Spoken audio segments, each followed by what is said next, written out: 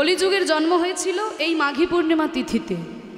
তাই এই মাঘী পূর্ণিমা তিথিটা কিন্তু কলিযুগের পক্ষে খুব গুরুত্বপূর্ণ একটা তিথি। তা এই তিথিতে হরিনাম সংকীর্তন, আমাদের কলিযুগের একমাত্র উদ্ধারের পথ হচ্ছে নাম সংকীর্তন। কারণ চৈতন্য মহাপ্রভু বলেছেন, হরের নাম হরের নাম হরের নামৈব কেবলম কলৌ নাস্তৈব নাস্তৈব নাস্তৈব গতিরন্যথা। কলিযুগে আমাদের আর হরিনাম ছাড়া অন্য কোনো গতি নাই। তাই নাম সংকীর্তন শ্রবণ করার জন্য আজকে আমরা সকলেই সমবেত হয়েছি প্রভুর চরণে, সকলেই আমরা এসেছি।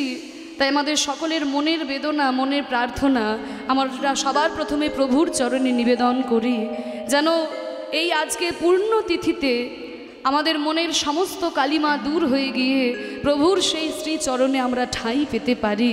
আমরা সকলে মিলে তার চরণে প্রার্থনা আমরা জানাই, সকলে মিলে প্রার্থনা করি যেন আমাদের মনের সমস্ত কালিমা দূর হয়ে গিয়ে আমরা প্রভুর চরণে নিজের মনকে নিবেদন করতে পারি।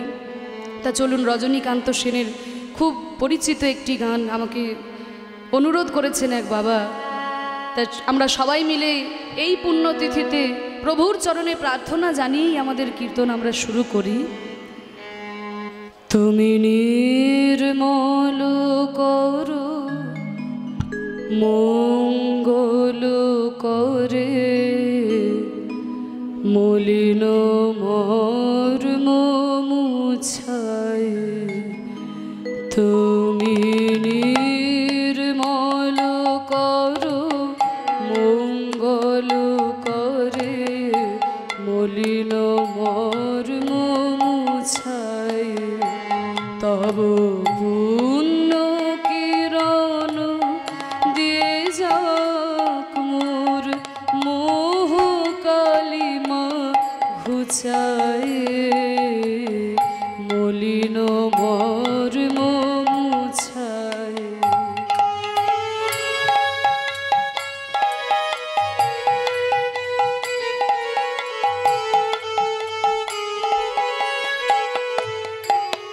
দেখুন, এই গানটা কিন্তু আমাদের সবার শোনা মাগো, ছোটবেলা থেকে শুনে শুনেই আমরা বড় হয়েছি, কিন্তু মানেটা সবসময় আমাদের বোঝা হয়ে ওঠে না। আমি একটু সহজ করে মানেটা বুঝিয়ে দিই। বলছে তুমি নির্মল করো, নির্মল মানে পরিষ্কার করা, নির্মল করা মানে পরিষ্কার করা। তুমি পরিষ্কার করবে প্রভু, কি পরিষ্কার করবে? মঙ্গল করে মানে তোমার মঙ্গলময় হাত দিয়ে, কর মানে হাত। তুমি পরিষ্কার করবে তোমার মঙ্গলময় হাত দিয়ে। কি পরিষ্কার করবে না? মলিন মর্ম মুছায়। মলিন মানে ময়লা, মর্ম মানে অন্তর। আমার এই ময়লা মনটাকে, আমার এই ময়লা অন্তরটাকে তুমি তোমার মঙ্গলময় হাত দিয়ে নিজের হাতে পরিষ্কার করে দাও ঠাকুর। আমি অনেক চেষ্টা করেছি আমার এই ময়লা মনকে পরিষ্কার করার, আমি পারি নাই, তাই আমি তোমার কাছে ছুটে এসেছি। আমি অনেক চেষ্টা করেছি আমার এই মনের ময়লা পরিষ্কার করার, আমি পারি নাই ঠাকুর, তাই আমি তোমার চরণে ছুটে এসেছি, কীর্তনের আসরে ছুটে এসেছি। তুমি তোমার গুণের মহিমায়, তোমার নামের মহিমায় নিজের হাতে আমার এই ময়লা মনটাকে পরিষ্কার করে দাও। কত সুন্দর নিবেদন প্রভুর চরণে। তুমি নির্মল করো মঙ্গল করে মলিন মর্ম মুছায়।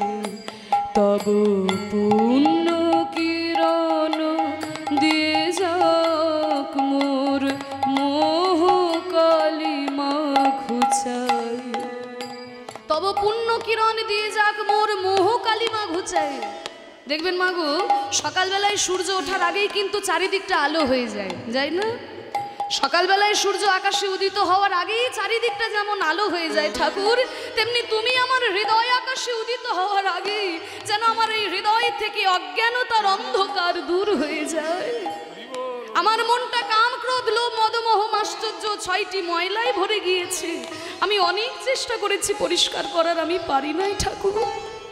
দেখবেন ছোট ছোট বাচ্চারা অনেকক্ষণ ধরে অঙ্ক কষতে কষতে কিছুতেই যখন অঙ্ক মেলাতে পারে না, তখন মায়ের কাছে গিয়ে বলে, মা অনেকক্ষণ ধরে চেষ্টা করছি, কিছুতেই অঙ্ক মেলাতে পারছি না, মা তুমি এসে মিলিয়ে দাও।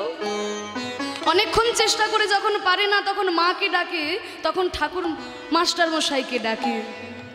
তাই ঠাকুর মাস্টার মশাই এসে মা এসে ওই অঙ্ক মিলিয়ে দেয়।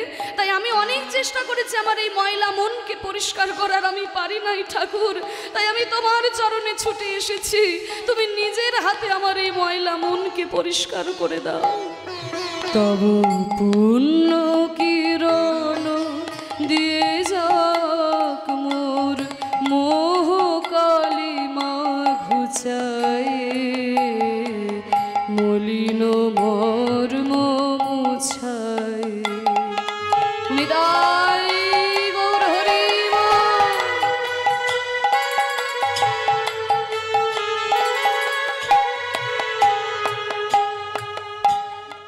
প্রভু বললেন, বাহ, এতদিন আমাকে মনে ছিল না, সারা বছর আমাকে মনে পড়ে না, বছরে একবার যখন কীর্তন হয়, হরিনাম হয়, তখন আমার কাছে ছুটে আসো। আর আমার কাছে ছুটে এসে আজকে কীর্তনিয়ার সঙ্গে এত সুন্দর প্রার্থনা, তোমার মনের ময়লাকে আমি পরিষ্কার করে দেব, ঠিক আছে? এত সুন্দর নিবেদন, চোখের জলে ভেসে যাচ্ছ, তা এতদিন কোথায় ছিলে? আজকে হঠাৎ কেন মনে পড়েছে আমাকে? আমাকে যে স্মরণ করছো, কিসের দুঃখ তোমার, কিসের কষ্ট? বলে, প্রভু আমার কি কষ্ট, আমার কি দুঃখ জানো প্রভু? তাহলে তোমার চরণে আমি নিবেদন করি। কি কষ্ট? লক্ষ শূন্য লক্ষ বাসনা ছুটিছে গভীর আধারে, জানি না কখন ডুবে যাবে কোন অকুল গরল পাথারে।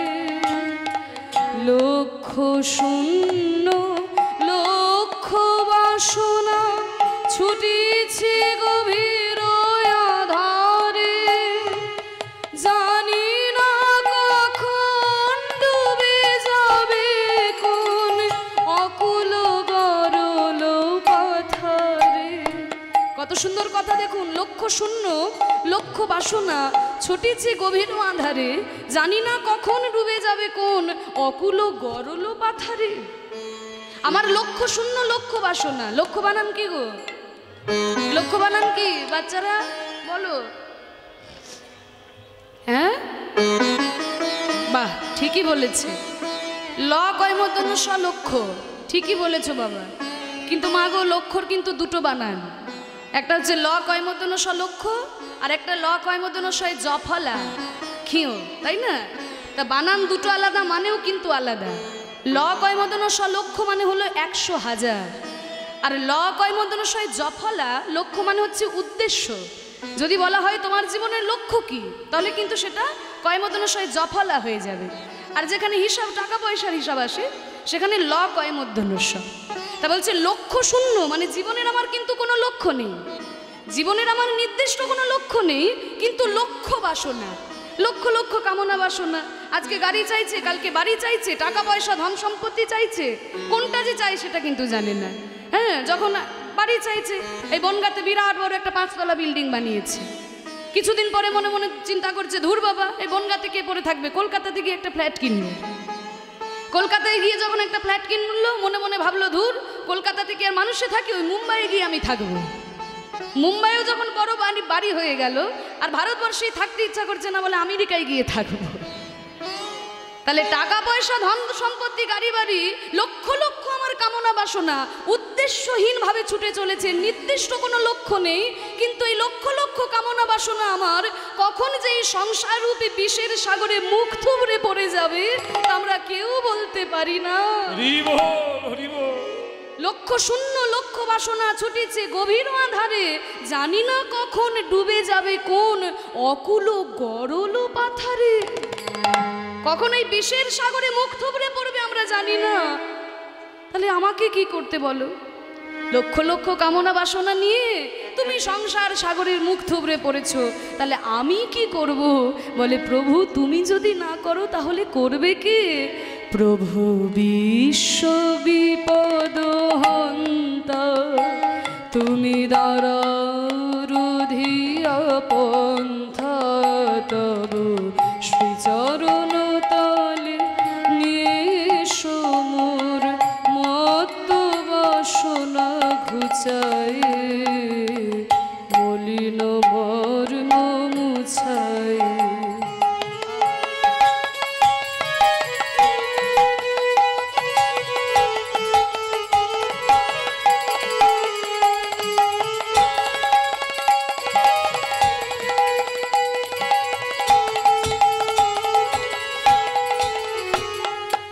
প্রভু বিশ্ববিপদ হন্তা, তুমি দাঁড়াও রুধিয়া পন্থা, তব শ্রীচরণ তলে নিয়ে সমর মত্ত বাসনা ঘুচাই। প্রভু আমি তো বিষের সাগরে, সংসার রূপী বিষের সাগরে মুখ থুবড়ে পড়েছি, কিন্তু আমাকে উদ্ধার করার জন্য তো তুমি আছো। তুমি তো জগতের পিতা, তুমি তো বিশ্বের পিতা। তুমি যদি আমাকে উদ্ধার না করো প্রভু, তবে আমাকে উদ্ধার করবে কি? বলে বাহ, আমি কেন তোমাকে উদ্ধার করব? কারণ তুমি তো জগতের পিতা প্রভু, তুমি তো বিশ্বের পিতা। জগতের পিতা কি কখনো সন্তানের থেকে মুখ ফিরিয়ে থাকতে পারে? মনে করুন একটা ছেলে সাঁতার জানে না, জলে নেমে পড়েছে। এবার সাঁতার জানে না, জলে নেমেছে, পুকুরের পাড় থেকে দাঁড়িয়ে নানানজন নানান কথা বলবে। কেউ বলবে এই ছেলে সাঁতার জানিস না তো জলে নেমেছিস কেন? কেউ কেউ বলবে ছেড়ে দাও ছেড়ে দাও, পরের ছেলে পরমানন্দ, যত উচ্ছন্নে যাবে ততই আনন্দ, তাই না? তা নানানজন নানান কথা বলবে বাবা, কিন্তু এমন সময় ছেলেটার বাবা যদি রাস্তা দিয়ে পেরিয়ে যায়, ছেলেটার বাবা যদি রাস্তা দিয়ে পেরিয়ে যায়, সে কি কথা বলতে পারবে যে সাঁতার জানিস না তো জলে নেমেছিস কেন? বাবা করবে কি? তার নিজের প্রাণপণ চেষ্টা করে ওই পুকুরের জল থেকে তার সন্তানকে তুলে নিয়ে আসবে। তাহলে সন্তানের কোনো ক্ষতি দেখলে, সন্তানের কোনো দুঃখ দেখলে কোনো পিতা সহ্য করতে পারে না। তা প্রভু তুমি তো জগতের পিতা, তুমি তো বিশ্বের পিতা। আমি সকল কিছু ভুল যাই করি না কেন, তুমি তো আমাকে উদ্ধার করার জন্য আছো। প্রভু বিশ্ববিপদ হন্তা, তুমি দাঁড়াও রুধিয়া পন্থা। ভগবান বললেন বাহ, তোমরা কলিযুগের মানুষ তো, যখন ভক্তি দিয়ে বাঁধতে পারো না তখন যুক্তি দিয়ে বেঁধে দাও। ভক্তি দিয়ে যখন আমায় বাঁধতে পারো না তখন যুক্তি দিয়ে বেঁধে দাও। ঠিকই বলেছ, বেদান্ত দর্শনে আমি নিজেই বলেছি আমি সবার পিতা, সবাই আমার সন্তান। ঠিক আছে, আমি না হয় পিতা, আমি তোমাদের রক্ষা করব, তোমরা আমার সন্তান। কিন্তু পিতা যখন বলছো, পিতার খোঁজ খবর রেখেছো তো? আমি কোথায় থাকি জানো তো? বলে জানবো না। এই দেখো সব আমি খোঁজ খবর নিয়ে রেখেছি, কীর্তন শুনে শুনে সব মুখস্থ করেছি। এই যে রামচন্দ্র থাকে অযোধ্যায়, কৃষ্ণ থাকে বৃন্দাবনে, মহাপ্রভু থাকে নবদ্বীপে, জগন্নাথ আছে পুরীধামে। আরো শুনবে, আছো অনলয়নীলে চিরনভনীলে ভূধর সলিলে গহনে, আছো বিটপিলতায় জলদের গায়ে শশী তারকায় তপনে, আছো অনলয়নীলে চিরনভনীলে ভূধর সলিলে গহনে, আছো বিটপিলতায় জলদের গায়ে শশী তারকায় তপনে। আচ্ছা, অনল অনিলে, অনল মানে আগুন, অনিল মানে বাতাস, হ্যাঁ, চির নভনীলে মানে আকাশের চির নীলেও তুমি আছো, ভূধর পর্বতের মধ্যেও তুমি আছো, সলিলে সাগরের মধ্যেও তুমি আছো, গহনে ওই জঙ্গলের মধ্যেও তুমি আছো, আছো বিটপি লতায় জলদের গায়ে। বিটপি মানে হচ্ছে গাছ, গাছের মধ্যেও তুমি আছো, লতা পাতার মধ্যেও তুমি আছো, মেঘের গায়েও তুমি আছো, শশী তারকায় তপনে ওই চাঁদের মধ্যেও তুমি আছো, গ্রহ তারকার মধ্যেও তুমি আছো, আর ওই সূর্যের মধ্যেও তুমি আছো। আছো অনলয়নীলে চিরনভনীলে ভূধর সলিলে গহনে, আছো বিটপিলতায় জলদের গায়ে শশী তারকায় তপনে। বাহ, এই তো সুন্দর আমার খোঁজ খবর নিয়েছো, তাহলে আমাকে ধরতে পারছো না কেন? আমি যদি সমস্ত কিছুর মধ্যেই আছি, গাছপালা পশু পাখি আকাশ বাতাস সমস্ত কিছুর মধ্যেই যখন আমি আছি, তাহলে এত কষ্ট কেন? আমাকে ধরতে পারছো না কেন? বলে প্রভু তোমাকে ধরবো কি করে, আমি তোমায় ধরতে পারছি না। তার কারণটা কি জানো?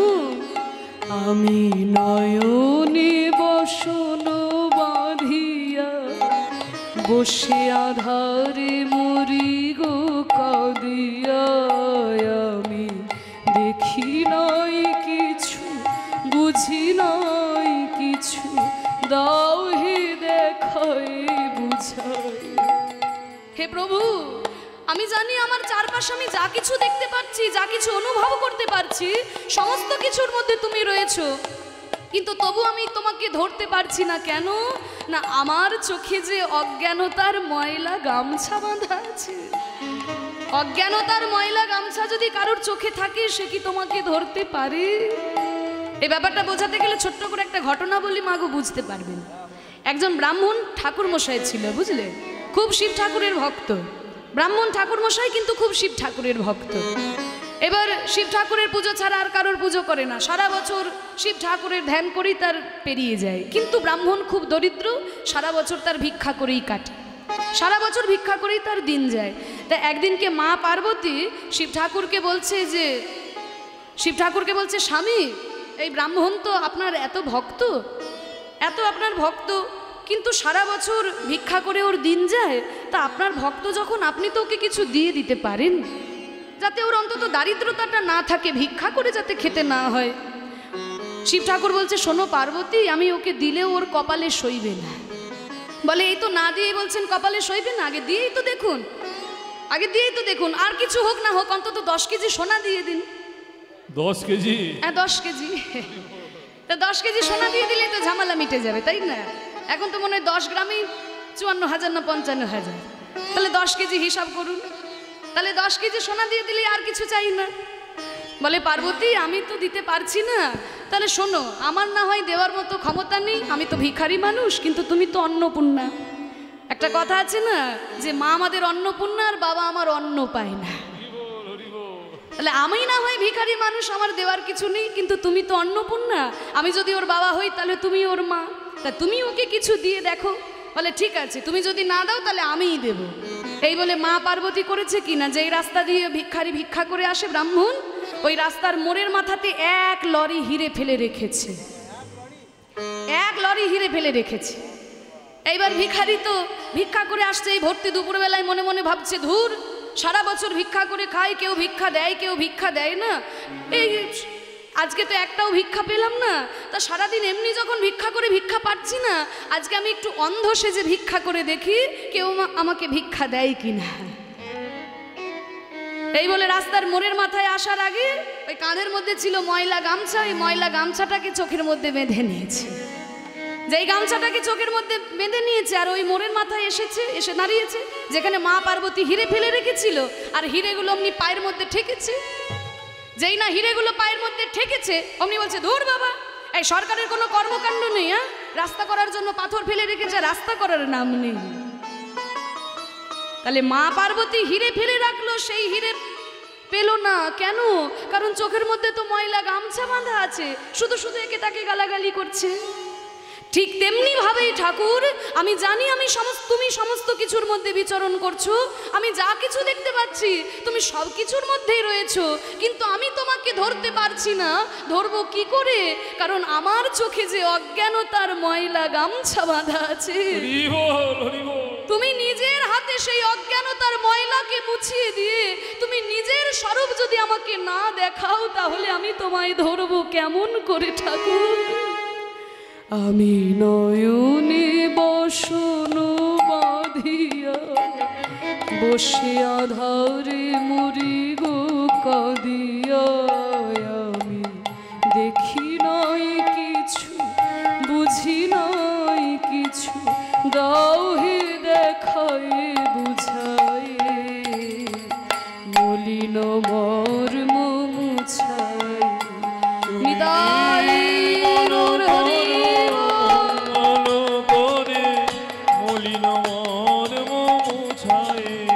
তব পূর্ণ কিরণ দিয়ে যাক মোর মোহ কালিমা ঘুচায়, মলিন ভর্ম মুছায়। যে তোদের বনাং মোর জনম ভব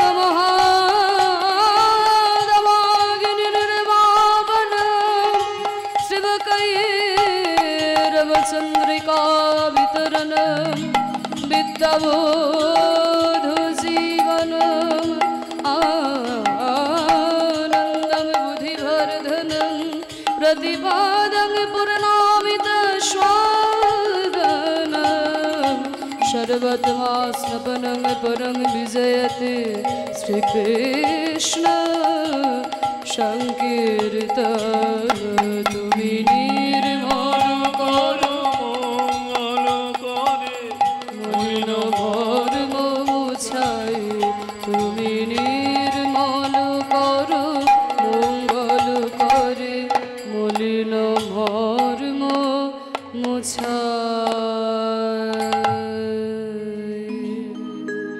নিতাই গৌর প্রেমানন্দে হরি।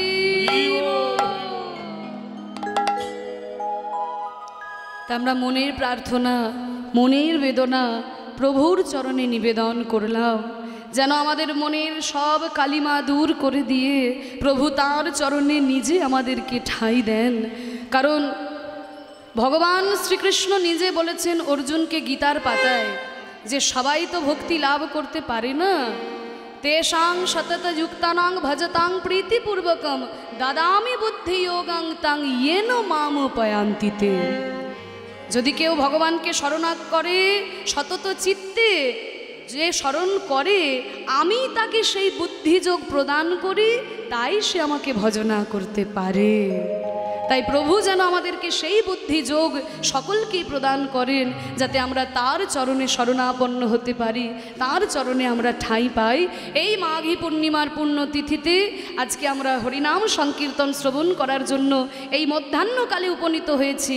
আজকে যে লীলাটি আমরা আস্বাদন করব মাগো, এই লীলাটি কিন্তু মধ্যাহ্নকালীন একটি বিখ্যাত লীলা, খুব সুন্দর একটি লীলা। এই মধ্যাহ্নকালীন একটি লীলা আমরা দর্শন করব যে ভগবান শ্রীকৃষ্ণ এই মধ্যাহ্নকালে আজকে যেমন ভোজনের সেবার ব্যবস্থা করা হয়েছে, কত প্রসাদের ব্যবস্থা করা হয়েছে, তাই আমরা দেখব আজকে ভগবান শ্রীকৃষ্ণ কেমনভাবে সেই অন্ন ভিক্ষা করছেন, সেই অন্ন ভিক্ষা লীলার কথা আজকে আমরা আস্বাদন করব এই মধ্যাহ্নকালে। আমার মনে হয় এই লীলা আমাদের প্রাণবন্ত আস্বাদন হবে। মধ্যাহ্নকালীন একটি বিখ্যাত লীলা।